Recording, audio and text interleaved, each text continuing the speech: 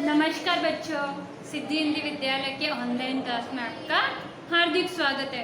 Third class के बच्चों हम लोग पाठ पढ़ रहे थे चौथा पाठ। नाम था पाठ का आपके शिक्षा दीक्षा। क्या नाम है आपके पाठ का? शिक्षा दीक्षा। जो मैंने बताया था कि संकलित है, मतलब यहाँ पे लेखक का नाम नहीं है। तो कल के वीडियो में हम लोगों ने शब्दार्थ और मुहावरे दोनों कर दिए थे।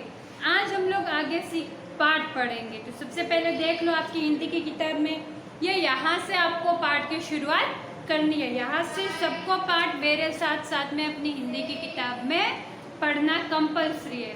तो चलिए कि पढ़ने की मैं आपको बता दूं कि ये कहानी है राम, लक्ष्मण, भरत और शत्रुघ्न, जो राजा दशरथ के 4 पुत्र थे। श्री राम और लक्ष्मण का नाम तो कौन नहीं जानता, हम सभी लोगों को श्री राम के बारे में पता ही है। तो चलिए पाठ की शुरुआत करें कि एक दिन बालकों को वाटिका में धनुर अभ्यास करते देख। धनुष अभ्यास मतलब पहले आज जैसे कि बच्चों को शिक्षा देते हैं, कंप्यूटर की शिक्षा ने, ट्यूशन भेजते हैं, उसी प्रकार पहले पढ़ने की तो शिक्षा देते ही देते थे, साथ में धनुष अभ्यास है, तलवार चलाना है, घुड़सवारी है, ऐसी सब शिक्षाएं भी दी जाती थी। तो एक दिन बालकों को वाटिका में धनुष अभ्यास देख महाराज दशरथ को उनकी शिक्षा दीक्षा का ध्यान आया कि बच्चे धनुष अभ्यास में जैसे तीर बाण चलाने की कोशिश कर रहे होंगे। तो जैसे ही महाराज दशरथ ने उनको देखा तो कि भाई अभी तो ये थोड़े बड़े हो गए, उनकी शिक्षा के लिए मुझे कुछ करना चाहिए। तो उन्होंने उसी समय मंत्री सुमंत को बुलाकर कहा कि चारों राजकुमारों को शिक्षा दीक्षा के लिए कुल गुरु वशिष्ठ के आश्रम में छोड़ाओ। कि ये जो मेरे चारों राजकुमार है, राम, लक्ष्मण, भरत और शत्रुघ्न, इन चारों को शिक्षा के लिए कहा कुल गुरु, जो उनके कुल के गुरु थे, कुल गुरु का नाम है वशिष्ठ के, उनके आश्रम में छोड़ाओ। सुमंत ने आज्ञा शिरोधार्य की और जाकर राजकुमारों को महाराज की इच्छा से अवगत कराया। मतलब राजकुमारों को कहा कि आपके पिताजी आपको पढ़ाने के लिए कुल गुरु वशिष्ठ के आश्रम भेजना चाहते हैं। तब राम बोले, हम पिताजी की आज्ञा का पालन अवश्य करेंगे। तात क्या बोला कि अगर पिताजी की आज्ञा और हम न माने ऐसा तो हो ही नहीं सकता। पिताजी की आज्ञा का हम लोग पालन जरूर करेंगे। तो फिर अपनी माताओं से आज्ञा ले, हमें कल सुबह ही यहाँ से प्रस्थान करना है। ऐसा कहकर आर्य सुमंत वहां से चले गए। तो फिर उन्होंने राम, लक्ष्मण, भरत और शत्रुघ्न से कहा अपनी माताओं से तो आज्ञा ले लो, कल सुबह ही हम लोग यहाँ से प्रस्थान शुरू कर देंगे।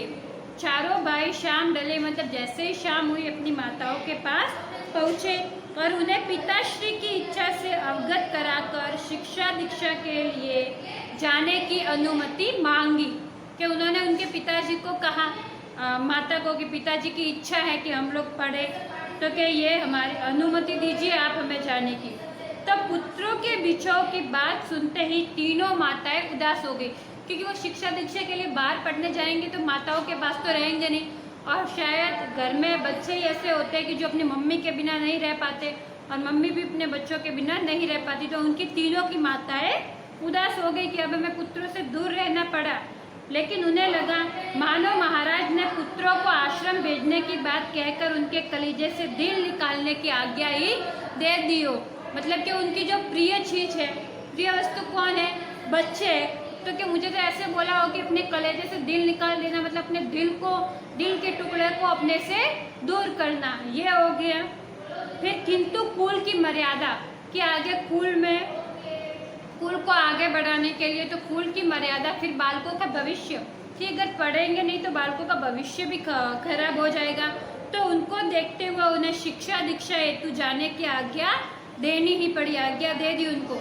ये क्षण तीनों माताओं पर बड़े कठिन गुजरे थे। ये जो पल थे अपने पुत्रों को अपने से दूर करना,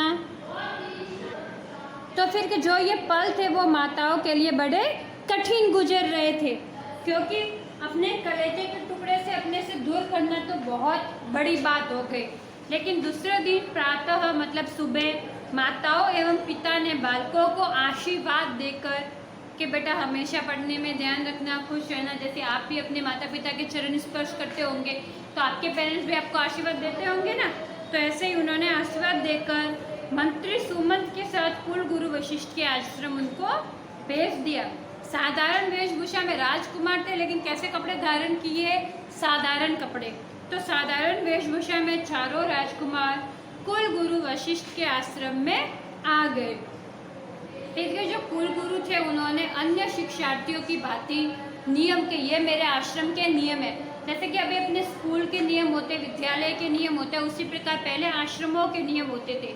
तो नियम बनाकर चारों राजकुमारों को अपनी चरण में ले लिया। आज कैसे है कि हम लोग सुबह स्कूल आते हैं, दोपहर को घर चले जाते हैं। ये तो अभी कोरोना की वजह से आपके स्कूल नहीं है, वरना ऐसे ही होता था ना आप लोगों के साथ। दोपहर में आते थे, शाम को घर जाते थे। जबकि पहले में आश्रम में रहकर कि जब बच्चा थोड़ा बड़ा हो जाता था, पढ़ने लायक, तो उनको आश्रम में भेज देते थे। वो वहीं पे गुरु की सेवा करते थे और जो भी अपनी शिक्षा दीक्षा थी वो आश्रम में रहकर ही पूरी करते थे। तो वहाँ पर रहकर शिक्षा ग्रहण करने लगे। वे गुरु की सेवा करने का कोई अवसर न चूकते थे। मतलब गुरु की सेवा करने के लिए चारों भाई हमेशा तत्पर रहते थे। कुछ ही समय में चारों भाई वेदांतों में निपुण हो गए कि जो भी शिक्षा दीक्षा उन्हें ग्रहण करनी थी वो सब उन्होंने कर ली। गुरु वशिष्ठ जो कुछ भी पढ़ाते चारों भाई दूसरे ही दिन उसको याद कर लेते थे। उन्होंने चारों को वैदिक, नैतिक, आध्यात्मिक एवं राजधर्म, सेवक धर्म आदि की शिक्षा पूर्ण नितिज्ञ और शिक्षित कर दिया। ये जो भी शिक्षाएं थी कुल गुरु ने सब उनको सारी शिक्षाएं दे दी थी। तत्पश्चात एक बार सभी विद्यार्थियों की परीक्षा लेकर कि परीक्षा ले ली, मतलब सब कुछ उनको समझा दिया। लेकिन समझाने के बाद परीक्षा तो लेते हैं कि कितना इन्होंने याद किया या इनको कैसे याद हुआ या ये पूर्ण रूप से शिक्षित हुए कि नहीं हुए। जैसे आपकी परीक्षा होती है तो कुल गुरु ने भी उनकी परीक्षा ली और राजा के पास संदेश भिजवाया कि चारों पुत्रों की शिक्षा पूरी हो गई है। अब शस्त्र विद्या सिखलाने के लिए आप उन्हें आश्रम से बुलवा लो। तो कुल गुरु वशिष्ठ का संदेश प्राप्त होते ही महाराज दशरथ और तीनों माताएं अपने पुत्रों को देखने एवं मिलने के लिए कि कितनी जल्दी हम अपने पुत्रों को देखे और मिले तो बेचैन हो उठी।